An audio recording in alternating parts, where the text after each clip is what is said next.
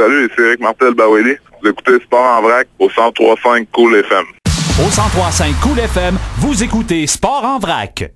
Il a signé son contrat dans les dernières heures pour son prochain affrontement. Il aura lieu le 30 novembre prochain contre Didier Benz à Québec. Le Hammer, Eric Martel Baweli. Salut Eric, ça va bien?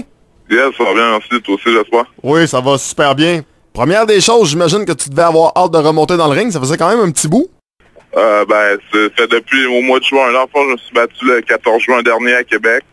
Puis l'été a passé, je me suis tout le temps tenu en shape pareil tout l'automne. J'ai mis les gants quand même aussi beaucoup avec René Perrault qui faisait un retour. Tout ça fait que moi, je me sens très bien. Est-ce que tu aurais aimé combattre un petit peu avant ou au contraire le mois de novembre? Pour toi, c'était vraiment parfait? Non, c'est ça, j'ai eu des offres. Là. J'aurais pu me battre en Australie, j'aurais pu me battre aussi, je pense, je me demande si c'est pas en Angleterre, mais tu sais, c'était des choses dernière minute, tu sais, contre des adversaires qui étaient qui étaient vraiment très forts là, ça aurait pris une meilleure préparation dans le sens que juste à une semaine d'avis, là, c'est comme impossible. Fait que dans le fond, c'est ça. Là, novembre, le groupe Yvon Michel m'a déjà parlé que j'allais me battre contre Benz. Fait que on se préparait pour ça, puis c'est ça, on est resté focus là-dessus. Comment se sont passées les négociations pour amener ce combat à savoir quand même local qui fait quand même beaucoup parler présentement? Ouais, c'est sûr. Tu sais, regarde, moi, je veux dire, je me suis battu avec Amateur. Didier, je pourrais même dire un de mes amis. Tu sais, c'est un gars que je respecte énormément, mais tu sais, on a une job à faire. Tu sais, c'est la business. Puis, tu sais, il faut qu'on se batte. On se retrouve sur le même chemin. Lui a battu Barack. Fait que, tu sais, moi, c'est comme une équation qui est comme évidente. Là, tu sais, que j'ai comme pas le choix de me battre avec. Puis, tu sais, de montrer c'est qui le meilleur au Québec, même au Canada. Fait que c'est sûr que ça n'a pas été compliqué. Les autres, ils ont dit tu te battes contre Didier Benz, telle date, puis en plus sur une grosse carte comme Adonis. Fait que c'est sûr que tout boxeur va dire oui, à moins que t'aimes pas ce que tu fais. Peux-tu nous raconter un peu cette histoire d'amour, si je peux me permettre l'expression, entre vous deux? Parce que ça remonte, je me trompe pas, tu parlais tantôt des rangs amateurs, mais même vous avez été dans la même équipe, si je me trompe pas, pour l'équipe canadienne? Ouais, exact. Dans le fond, ce qui est arrivé, c'est que moi puis Didier, lui, il avait 15 ans, imagine.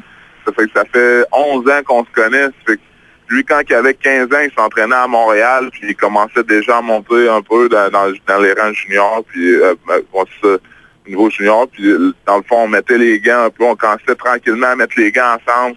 Son coach, mais tu sais, on pensait pas, on n'avait pas pensé, tu sais, qu'éventuellement, on allait tout le temps se retrouver sur le même chemin. Fait que dans le fond, après ça, lui, il était chez les lourds. Dans le fond, il était une catégorie en dessous de moi. Puis on est allé au jeu de la francophonie en 2005 ensemble. Lui, il boxait lourd, moi je boxais super lourd. Puis c'est ça, en 2005, ça fait déjà quand même 7-8 ans. Puis après ça, lui a décidé de monter de catégorie de poids. Fait qu'il s'est retrouvé dans la même catégorie que moi. Moi, j'étais champion canadien.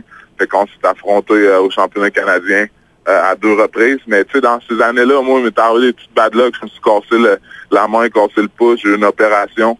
Fait que tu sais, quand je me présentais au championnat canadien, j'étais pas top shape, tu sais, comme j'aurais pu l'être. Puis il y a une autre année que là, ça a fait un combat extrêmement serré, je te dirais, entre moi et lui. C'est lui qui a eu la décision, puis c'est le système de pointage. Sauf que tu sais, là, cette année de professionnel, un 10 rounds qu'on va faire, tu sais, c'est complètement différent. Là. Ça fait qu'on va vraiment voir c'est qui domine. Comme tu l'as dit, il a gagné contre toi chez les amateurs. Qu'est-ce qui pourrait expliquer peut-être que tu l'aies échappé contre Didier Benz? Tu sais, moi, amateur, c'est le système de points. Tu sais, lui, c'est un gars qui est rapide. Il marquait des points, mais tu sais, moi, je suis un gars qui est plus puissant. Tu sais, professionnel. Moi, je pense que j'ai plus le style professionnel. Mais tu sais, c'est comme je te dis, on va voir. Moi, je vais me préparer à 400%. Lui, je sais aussi qu'il va être extrêmement bien préparé. Puis je pense que ça va juste exploser. Ça va être un combat extrêmement explosif pour les amateurs le 30 novembre prochain. Dans le fond, c'était l'ancien système de pointage que lui qui touche le plus souvent la cible remporte le combat, peu importe qui domine. Tout le monde sait quand même ce que c'est la boxe amateur. Des fois, il y a des décisions qu'on peut douter un peu. Puis tu sais, moi, je te dis, là, n'importe qui était là, ça s'était passé à Vancouver en 2006, je pense. Tu pouvais pas dire, ou en 2007, excuse-moi. Tu peux pas dire c'était pas un bon combat ou Eric il s'est fait dominer ou quoi, là, personne ne peut dire ça. Fait que c'est juste que lui a eu la décision, mais c'était bon, puis je pense que ça va être encore ça. sûr que là, professionnel, ça cogne dur. Les deux, je pense qu'on est explosifs, on cogne dur. Fait que, je pense pas que ça aille à la limite, mais c'est sûr que moi, j'ai l'intention que ce soit moi qui sorte de là vainqueur. Il y en a plusieurs qui mentionnent que ça va être ta force contre sa vitesse à lui. Est-ce que tu es d'accord avec cette affirmation? Oui puis non, parce que tu sais, le monde il sous-estime, je pense, ma vitesse aussi. Je suis capable d'être rapide. Tu sais, des fois, il y a des combats que j'ai comme Bogdan Dino en sous-carte de buteur, j'étais pas top shape. Tu sais, il y a des combats que j'ai fait des fois que j'ai accepté un peu dernière minute. Puis là, je me suis, tu sais, là j'ai 2 mois, tu sais, puis j'ai déjà commencé même avant ça, que je m'entraîne extrêmement fort. Fait que tu sais, ça va être, comme je t'ai dit, ça va être très très bon. Puis j'ai un bon préparateur physique, j'ai une bonne équipe maintenant avec moi, que des choses que j'avais pas nécessairement avant. Fait que les données là sont vraiment pas les mêmes. Est-ce qu'on peut parler d'une rivalité Québec-Montréal? S'il y en a qui veulent dire ça, on peut dire ça aussi, mais je veux dire, c'est sûr que là, on est 2 boxeurs locaux, on est 2 bons boxeurs. Puis je pense que ça, c'est sûr qu'il y a du monde qui vont voir ça comme une rivalité Québec-Montréal. Bon, tant mieux si ça peut créer de l'engouement. Exactement. Mais moi, je vois ça comme 2 bons boxeurs qui appartiennent au Québec, puis qui vont se battre pour avoir la meilleure place, même au niveau de la visibilité au Canada. Hey, Bao, est-ce que je me trompe en mentionnant ceci? J'ai l'impression que depuis ta victoire contre Raymond Olubu-Wale, une victoire qui t'a mené au titre de champion canadien, tu sembles être un boxeur différent dans le ring, plus confiant, un meilleur boxeur. Je me trompe-tu en disant ça? Ben non, tu te trompes pas. Moi, je veux dire, avant ça, je prenais la boxe au sérieux, mais pas autant que là. Puis, tu sais, ça m'a donné un boost d'énergie aussi, tu sais, de dire, regarde, là, je suis capable de battre un gars qui a tout vu dans sa vie au niveau de la boxe professionnelle. Quasiment, Raymond s'est battu contre n'importe qui. C'est un gars qui a fait des camps d'entraînement avec des gros boxeurs de renommée mondiale. Fait que, tu sais, moi, je me dis, regarde, j'arrive, je suis rendu aussi à croiser des chemins, j'ai 32 ans, ça fait que, moi, c'est clair que, regarde, je vais à fond de train. Je m'entraîne fort. Je fais des gros sacrifices au niveau de même la vie sociale, tout ça. Je prends ça à cœur. Puis j'aime ce que je fais dans le fond. Puis c'est comme un deuxième souffle à ma carrière. Advenant une victoire contre Benz, est-ce que tu crois que ça pourrait t'ouvrir des portes?